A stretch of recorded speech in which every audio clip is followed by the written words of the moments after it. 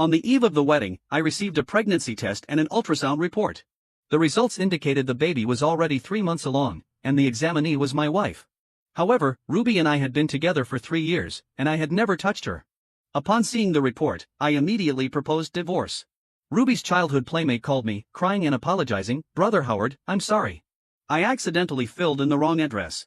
You can scold or beat me if you want, but please don't be angry and ignore Ruby." Ruby said indifferently, "What's there to be afraid of? He's a kept man relying on me to support him. Does he have the guts to leave me?"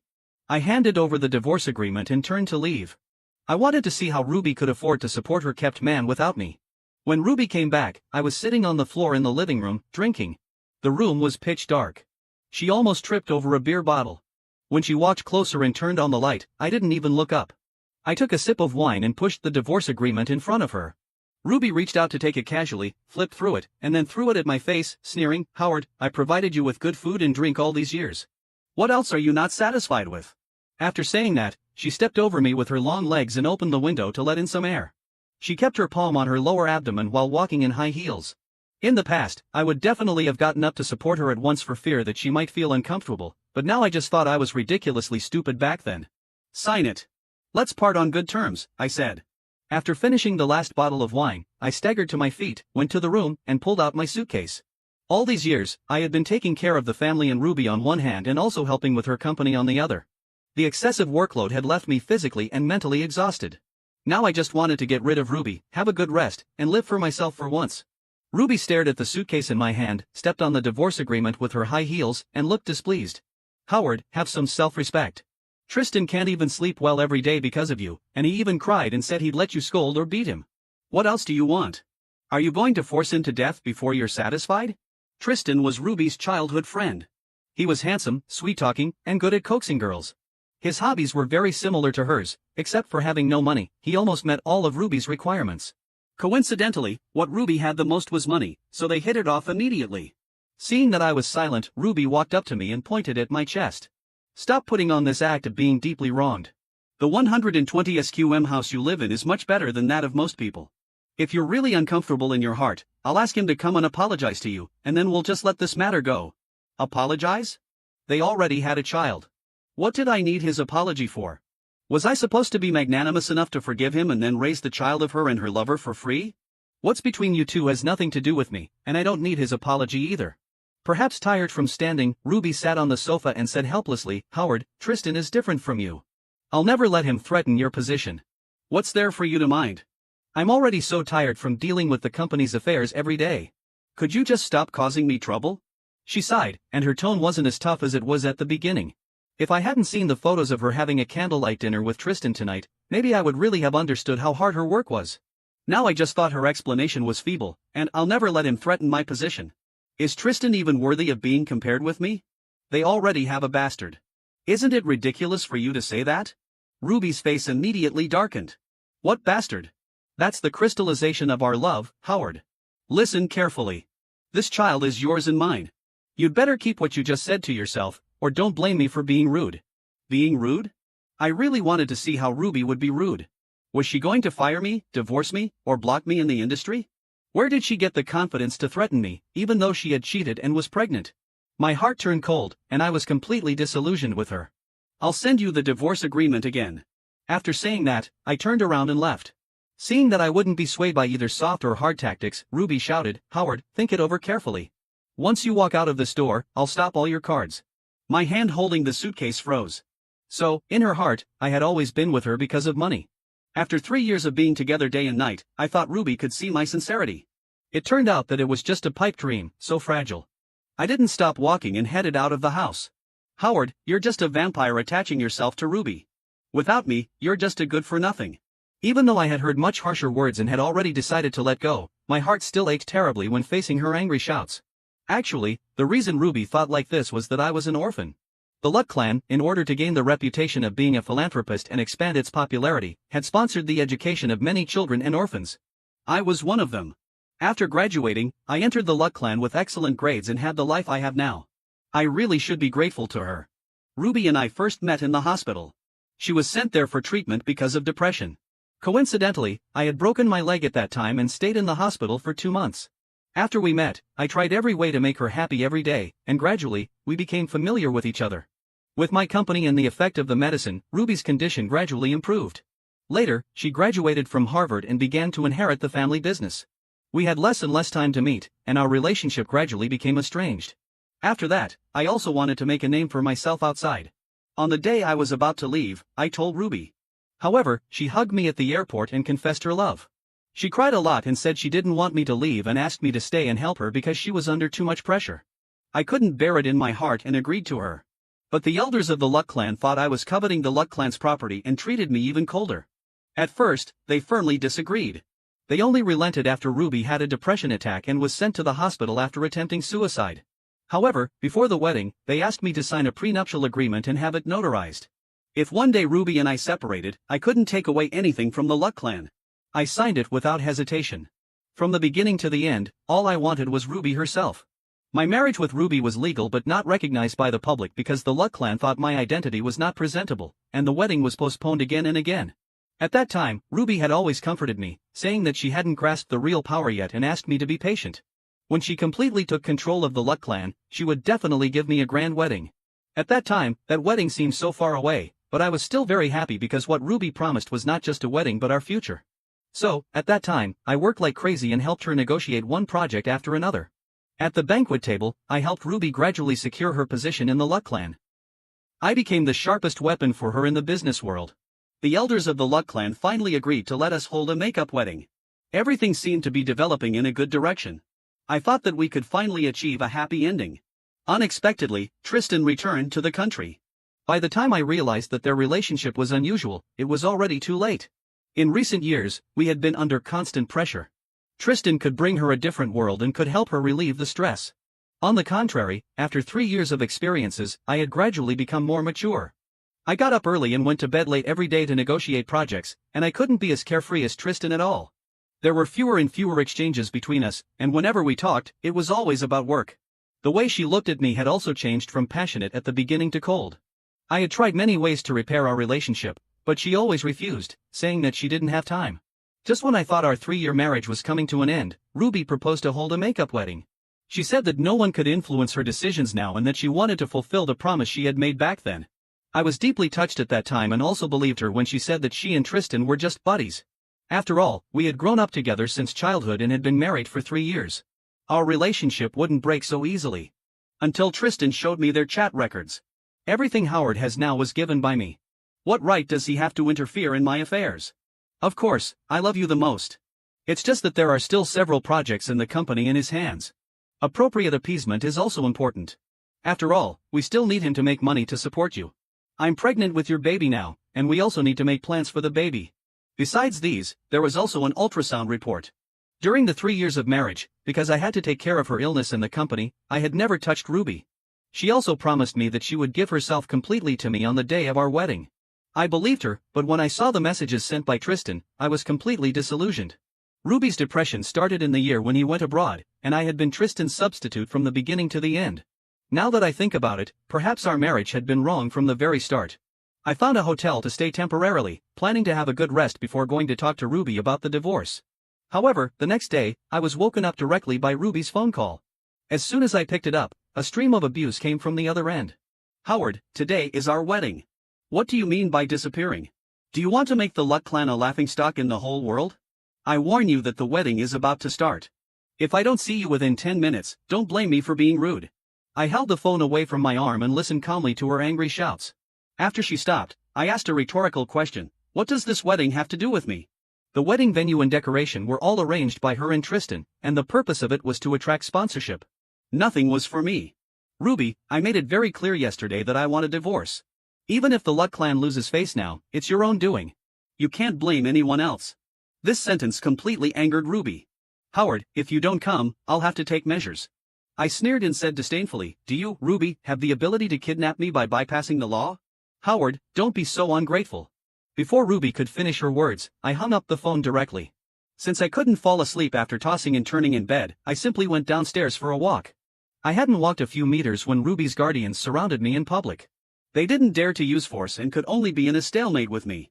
Ruby had a high status, and this wedding was broadcast live throughout the whole process, allowing everyone in the city to witness her happiness. I looked at the big screen in the shopping mall. The wedding had already started, but I was still standing there. A man wearing a mask appeared on the screen. Ruby even said humorously that the theme of their wedding was masked. I looked at the man standing beside Ruby and recognized that it was Tristan. At just one glance, in this way, as an outsider, I watched them exchange rings, embrace each other, and finally kiss. Their kiss was both passionate and sincere. They were almost lost in each other, as if they wanted to blend into each other's bones and blood. After the wedding, Ruby took Tristan to toast the guests. Some of my business partners who were on good terms with me noticed something strange and asked tentatively, "We're all old acquaintances? Why is he wearing a mask?" Ruby stood aside, trying to smooth things over. Before she could speak, Tristan's mask had already been taken off. Everyone was stunned when they saw his face. "What's going on? We all came here today for Howard's sake, and now you're playing such a trick." Upon hearing this, the live chat comments were also very interesting. "Who is this guy? He doesn't look like the man in the wedding photos. I think the groom didn't want to come, so the bride just found someone else to replace him to complete the wedding. Can someone be replaced at a wedding? Could it be that the two of them colluded to kick the groom out on purpose? This is so embarrassing. That was Julian just now. He said he came for Howard. Do you think it's because the original groom didn't want to come, and the bride didn't want to waste the resources and just went along with it? You can never tell with these wealthy families. How many of them are clean?" Seeing that the situation was not right, Ruby quickly explained, "Sorry, everyone, I'm really sorry. Tristan had an accident unexpectedly and couldn't come to the scene, so we had to resort to this measure. 2 days ago, Howard was still talking to me about cooperation. Julian didn't know it was just that when he came back last night, he accidentally collided with a large truck. He's still lying in the hospital bed now." I looked down at myself, who was intact, then looked at the guardians surrounding me, and smiled. "Did your lady tell you to bring me to the wedding scene at all costs?" The guardians nodded. "Yes, Howard, hope you're well. Let's go." I was really looking forward to seeing Ruby's reaction when she saw me in a coma at the wedding. When the guardians brought me to the wedding scene, everyone was stunned. Ruby's face turned pale the moment she saw me. At this time, I had a ruddy complexion and was in good health. I didn't look like someone who had just been discharged from the hospital and woken up from a coma at all. My appearance was undoubtedly like a slap in the face to her. Almost instinctively, she ran up to me, reached out, and held my arm. "Howard, I'm really touched that you rushed to our wedding as soon as you were discharged from the hospital." I looked at Tristan, whose face was a bit ugly as he was left behind by her, and raised a bright smile on my face. I walked towards the middle and shook hands with Julian. "Why didn't I know that I was hospitalized, Ruby? I made it very clear to you yesterday that I want a divorce. Since you've already changed the groom at the wedding, when will you sign the divorce agreement?" Hearing this, Ruby's face immediately turned as black as iron.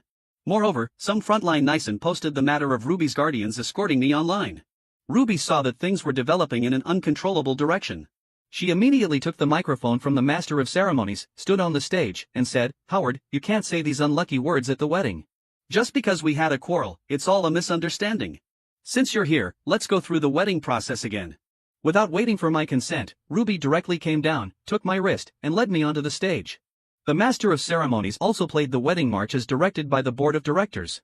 I looked at Ruby standing beside me in her pure white wedding dress, and a sense of loneliness welled up in my eyes. I had fantasized about such a scene for many years and had made a lot of efforts for it, but in the end, it was all just a broken dream. Ruby had never belonged to me. I stood on the stage at this time. Ruby already had a shiny ring on her ring finger. She and another man had sworn the oath of love in the position where I was standing now. Even there was a child in her belly that didn't belong to me. Thinking of this, I couldn't help but feel a wave of nausea in my heart. I took the microphone, held my head high, and straightened my chest. At this time, I was no longer anyone's appendage. I was just myself. "Hello, everyone, I'm Howard. I believe everyone here is no stranger to me. First of all, I want to clarify that my marriage with Ruby has broken down. Of course, the Luck clan has indeed taken care of me over the years, so here I sincerely wish the three of them a happy life. I'm quite willing to help others fulfill their wishes. Starting from today, I'll leave home without taking anything and have nothing to do with the L clan from now on. Finally, I wish you all a pleasant meal here. Hope to see you again if fate allows." After saying that, I left the stage without looking back. Ruby panicked after hearing what I said. Only then did she really realize that I was determined to get rid of her. She quickly rushed down from the stage and chased after my back. She was crying and shouting my name as she ran. Hearing her cries, I remained unmoved and didn't stop my steps. Finally, it was the porter outside the hotel who stopped me. At this time, Ruby also caught up. "Howard, can we talk?" I turned around and looked at her in a mess. Ruby was crying with tears all over her face. At this moment, her delicate makeup was smeared, and she looked a bit scary. Miss Ruby wants to talk to me about the divorce. I was in a hurry when your guardians brought me here today and didn't bring it with me. You'd better go back and continue the wedding with Tristan. I'll send it over later. The timing will be just right. Ruby cried and grabbed my hand, shaking her head vigorously. Her veil even fell to the ground, but now she didn't care about her image at all. It's not like that. Listen to me explain. My husband can only be you, and only you. Do you understand? Only me. In the past, if I had heard her say such words, I would surely have been so happy that I couldn't fall asleep all night. How happy it was to be the only choice for Ruby. But now, it was like a knife stabbed into my heart. Isn't it ridiculous that you're pregnant with Tristan's child and still say that it has to be me? Ruby, I don't have much patience left to play the game of who's more important with you here. When I bring the divorce agreement, just sign it quickly. I'll say it again. Let's part on good terms and don't make it too ugly. Ignoring the porter's obstruction, I was determined to leave the hotel. Ruby tugged at my cuff. Ruby, inside the venue. Before I knew it, Tristan also arrived. Ruby pushed him away and kept a distance from him, as if she was afraid that I might misunderstand. Tristan was hurt by her contrasting attitude and stood there in a daze, his eyes wide open, looking completely incredulous. And the end this farce was ended by Ruby's Ferdinand. I originally thought that after I had made all the things public, Ruby would restrain herself and stop bothering me. But unexpectedly, since the wedding, Ruby had sent me messages more frequently in these 2 days than in the past 3 years. Howard, I really know I'm wrong. Will you forgive me? Howard, I haven't been able to eat or sleep well these days. My dreams are all about the way we used to love each other. Will you come back and let me hold a more grand wedding for you? If you don't like Tristan, I can drive him away and make him disappear from my side forever. He won't bother our life anymore. Pay attention to me. If you don't let me see you, at least let me hear your voice. I looked at her messages one after another. In the end, I didn't even have the patience to click on them and directly blocked her. Sure enough, it was quiet when my phone stopped vibrating. I thought I could have a good sleep tonight. Unexpectedly, Ruby's Ferdinand called me and asked me to go back to the Ruby's mansion. I've already severed my relationship with the Luck clan. There's no need for me to go back. Howard, don't be ungrateful. I'm telling you that if you don't come over today, I'll have someone break your legs. Ferdinand's words were full of threats. Almost as soon as he finished speaking, Ruby also said, Dad, don't say that. You'll scare Howard. Howard, just come over. You know my dad's temper. He always means what he says. Don't be angry with him. There are misunderstandings between us. Give me a chance to explain. Ruby Ferdinand was furious. Look at what you've become because of a man. Don't you look like a young lady from a noble family at all? Howard, I'll only give you 10 minutes. Since I could make the Guardians find you the first time, I can find you a second time. If I send the Guardians again, this time I can't guarantee that you won't lose any of your body parts. Hearing the voices on the phone, I curled my lips into a sarcastic smile. As expected, father and daughter were exactly the same in the way they talked. I wasn't afraid of them. I just thought that my marriage should be resolved properly. I agreed to him. When I arrived at the old mansion of the Luck clan, I found that everyone was there. I wasn't surprised to see the others, but what surprised me was Tristan. He was kneeling on the ground with bloody whip marks on his back that hadn't healed yet. Ruby just wanted to come forward when she saw me but was directly pulled back by Beatrice, who grabbed her wrist. Ferdinand looked at me angrily, as if sparks were about to burst out of his eyes. Howard, over the years, the Luck clan has treated you as generously as possible. We even agreed to let our only daughter marry you. And you, what have you brought to the Luck clan? A joke, an indelible scandal. Over the years, I sponsored your education and gave you the most decent job. What else are you not satisfied with? Hearing Ferdinand's words, I smiled sarcastically. Gave me a decent job. If I had no value, would there be a place for me in the Luck clan? Don't forget that when I wanted to go out and find a job back then, it was your daughter who cried and begged me to stay and help her. Over the years, I've overdrawn my body, worked like a horse for the Luck clan, and helped you expand your business. Don't you know how much your market value has increased? I've already repaid the kindness. Besides, who's to blame for this whole situation today? It's your self-righteous daughter. I've said long ago that I wanted a divorce, but she didn't believe me and insisted on holding this wedding. Ferdinand was shaking with anger after he heard my words. He turned around and glared at Ruby. What he said is true. Ruby lowered her eyes and didn't dare to say a word. At this time, Tristan, who had been kneeling on the ground silently, spoke up. Ruby's father, Ruby is pregnant with my child. It doesn't matter if Howard doesn't want to marry her. I can take responsibility. Ferdinand had been struggling in the business world for so long. How could he not see the ambition of the man on the ground? Finding him noisy, he directly asked the guardians to throw him out. Ruby is indeed at fault in this matter, but you can't completely ignore her reputation. I won't blame you for this either. Just live your lives well and let's forget about it. Ferdinand waved his hand, trying to erase all the past facts from my mind. Impossible. Upon hearing this, Ruby gradually had a smile on her face. Howard, did you hear that Dad said to forget about it? That means he won't hold it against us. We can still be together. I also know I'm wrong. Can we live a good life together in the future? Get lost. Howard can't tolerate wearing such a big cockle hat. I directly refused. Everyone in the living room looked at me as if I were crazy. Wasn't I clearly pushing away the life of luxury? Howard, this matter concerns the face of the L clan. It's not up to you. Ferdinand was so angry that he was about to take me away. He wanted to teach me a lesson like he did to Tristan, but how could I do as he wished? Tristan might be stupid, but I wasn't. This is a society ruled by law. Could they still act recklessly? I had already informed the police before I came here. Oh, by the way, I also sent this record according to my buddies in real time. If I lose contact with them, they will arrest you immediately.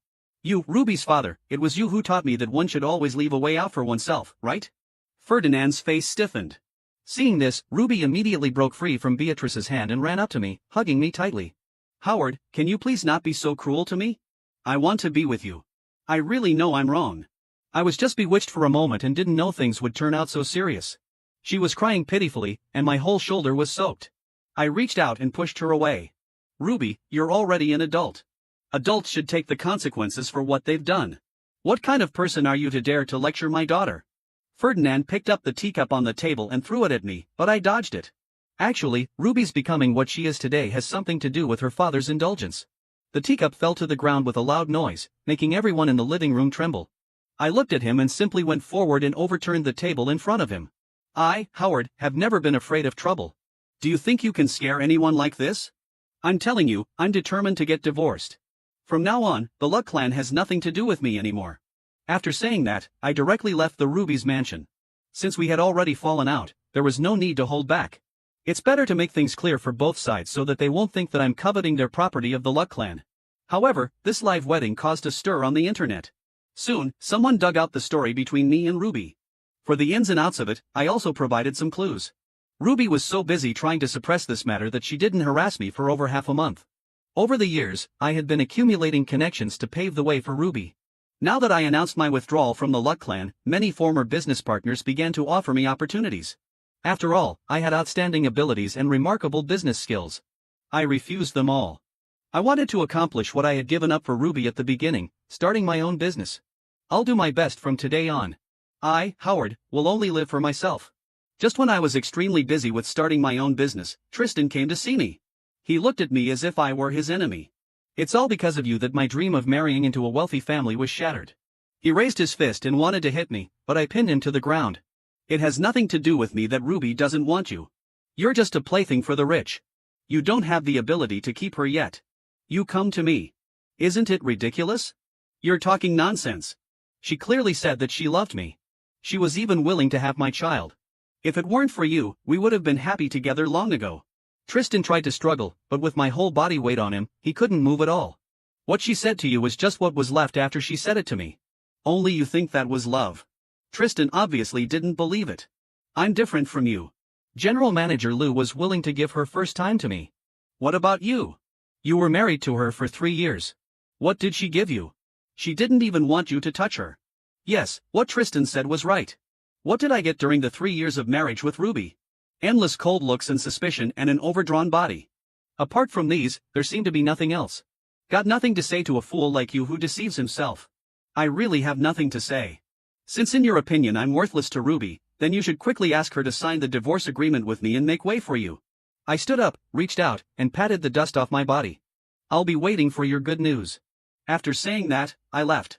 I already had a preliminary plan for starting my own business. I wanted to develop in the capital city, stay away from H. Chang and the Luck clan, and build my own world. However, before that, I needed to get divorced. I sent the divorce agreement to Ruby again, but as usual, it was like a stone dropped into the sea without any response. Just when I was planning to go there in person, Beatrice called me. She said that Ruby had a depression attack and attempted suicide and wanted me to go to the hospital to see her and persuade her. A few words, just like when we were kids, as an exchange condition, Beatrice would persuade her to agree to the divorce. She agreed that night. I went to the hospital. When I arrived, Ruby was sleeping on the hospital bed. Her face was as pale as paper, without a trace of color. "Ruby, Howard's here." Upon hearing my name, Ruby immediately opened her eyes and smiled all over her face. "Howard, you came to see me. Did you come to get back together with me because you knew I had a miscarriage? I've already removed all the obstacles between us by myself. Let's make up, okay?" I looked at her flat abdomen and just felt ironic. This child had nothing to do with me in the first place. Whether you want it or not won't affect my previous decision. I came here today because your mother said that if I came, she would persuade you to sign the divorce agreement. After saying that, I handed over the divorce agreement. The smile on Ruby's face froze immediately. She looked at Beatrice beside her and complained, "Mom, how could you make decisions for me without my permission?" Beatrice sat on the edge of the bed and stroked her head. "Ruby, Howard's heart is obviously no longer with you. Why do you have to hold on to a man who doesn't love you?" "No, Mom, you don't understand. Howard is just angry with me. How could he just let go of his love for me after loving me for so many years? I'm telling you, there's no way I'll agree to this divorce." As she said this, she tore the divorce agreement beside her into pieces. Beatrice panicked when she saw Ruby going crazy and out of control. She quickly called Dr. Austin because Ruby's depression had relapsed again. I just stood quietly aside, without making any move. When I was a child, I had seen Ruby when she was really ill. She was as quiet as a porcelain doll, so fragile that she seemed to break at the slightest touch. It wasn't like now when she was like a prickly hedgehog without any charm in her act. However, I was really confused. If Ruby really liked me, why did she betray me? I couldn't figure it out, but I wouldn't bother to ask for an answer either because the answer was no longer important to me. "Ruby, I don't have so much free time to play this game with you. If you tear up the divorce agreement again, I'll see you directly. You're the one at fault in this marriage. I have sufficient evidence to prove it. By then, it'll be the Luck clan that will lose face." Hearing my words, Ruby stopped fighting madness. "Is there really no chance for us, Ruby? If I had a woman outside and she was pregnant, would you be willing to share me with her?" She was obviously stunned by my question. "Look, you wouldn't be willing. So why should you expect me to accept you?" I turned around and left. The moment I left, I clearly heard the sounds of glass breaking mixed with cries in the ward, but I didn't look back once. I made up my mind. I had to move forward firmly. After I went back, I directly filed a lawsuit in the court and had already prepared sufficient evidence. On the night when the court summons was sent to the Ruby mansion, the Luck clan sent the signed divorce agreement to me. I heard from some familiar buddies that Ruby's divorce was really unpleasant. She even put a knife to her own neck but still couldn't make Ferdinand change his mind. At last, they broke her hand and forced her to write down her signature stroke by stroke. After that, Ruby was directly sent to the hospital to have her bones set. The face of absolute interests and reputation, Ferdinand would not hesitate to abandon Ruby, even though she was his own daughter. Hearing these news, I didn't feel much turmoil in my heart. If there was any feeling at all, it was the joy of getting the divorce agreement. The next day, I flew directly to the capital city to start my own business. Once a person gets busy, many things will be forgotten. I started to live a life between the company and home. When I was too busy with overtime work, I simply slept in the company. Recently, the company was negotiating a project, and I was so busy that I didn't even have time to breathe. It was 3 days later when I finally finalized the project and went back home. I didn't expect to see Ruby at the door of my house. She was sitting on the ground, wearing only a thin short-sleeved shirt. Her eyes were bloodshot, and it seemed that she hadn't slept for days. She seemed even thinner than before. When she stood up, she was as thin as a paper figure. Before I could react, Ruby threw herself into my arms. "Howard, you're so heartless. You just abandoned me like this and left without a word. Do you know how much time I've spent looking for you? I miss you so much. I have dreams every night. I really can't live without you. Everything I'm saying this time is from the bottom of my heart. Please come back, okay? Please give me the Howard who loved me back, okay?" She cried until her voice became hoarse, but I remained unmoved and just pushed her away coldly. "Go back. We're already divorced. It's not appropriate to bother each other anymore." I don't know if it was an illusion, but I felt Jackson's eyes on me from time to time. When I looked back, his eyes were still on my sister, as if they had never moved away. Hearing this, Ruby was sobbing uncontrollably. Probably, she had never begged anyone so humbly in her life, and the few times she did, she was rejected by me. "Okay, I'll leave. Don't hate me." Since that time when Ruby left, she never came back, and my company gradually got on the right track. Once my good buddies came to the capital city to play with me, and we accidentally talked about Ruby. 5 years had passed, and my memories about her had started to become a bit blurred. My buddies originally wanted to smooth things over, but I smiled and waved my hand. "It's all old history. There's nothing we can't talk about. Look at me now. I'm doing well. I'm successful in my career and have already moved on. Only then did the people at the table feel relieved. They told me that since her divorce from me, Ruby's condition had been getting worse day by day. The Luck clan wanted to send her abroad for treatment, but she didn't want to go. She would cry and laugh at times, and several times in the middle of the night, she scared Ferdinand half to death. Ferdinand was getting old and didn't have the energy to deal with the Luck clan's affairs anymore. Later, he was jointly kicked out of his position by several shareholders. Unable to bear the blow, he jumped off a building and died. It only took 5 years for the Luck clan's building to change from being brightly lit and glorious to being deserted. Seeing that I didn't say anything, my buddies quickly came up to pour me a glass of wine and patted me on the shoulder. The Luck clan's downfall has nothing to do with you. You don't need to blame yourself. They brought it all upon themselves. I smiled. The Luck clan's affairs have nothing to do with me anyway. You can just talk about it, and I'll just listen as if it's a joke. Indeed, it's a joke for chatting after drinking. But do you know where Ruby went after the Luck clan went bankrupt? Everyone's eyes focused on me at once. I'm not the kind of person who would go back to the past. I'm in the capital city, and you're in Chang. If you don't know, how could I know? Just as we were talking, the waiter brought up a plate of peanuts. I was stunned for a moment, then looked up. We didn't order this. The waiters were all wearing masks. When I met those eyes, I was lost in thought for a few seconds, then she smiled and said, "Our restaurant has an event today. It's on the house for you all." After saying that, she turned around and left. I stood up and refilled the glasses of my buddies with wine and changed the topic away from the Luck clan. They cooperated with me and didn't mention it again. After drinking a glass, when I paid the bill before leaving, I also paid for the plate of peanuts. Since I had chosen to have no debts or ties with each other and live our own lives, I had to keep my word. After walking out of the door, the sky was high, and the road was long. We were all about to start a new life. The end.